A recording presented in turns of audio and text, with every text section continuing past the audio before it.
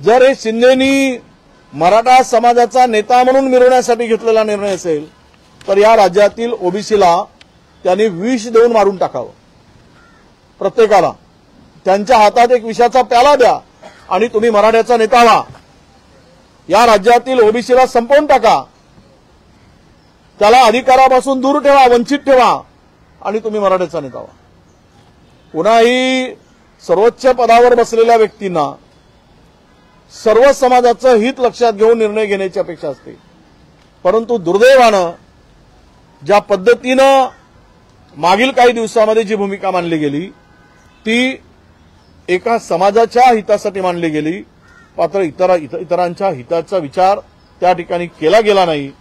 हे या आमच्या समाजाचं दुर्दैव आहे असं मी मानतो, आमचं दुर्दैवच आहे।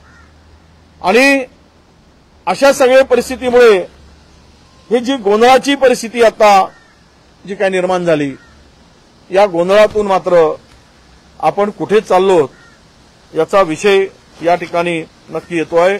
म्हणजे मला पुन्हा दोन गोष्टी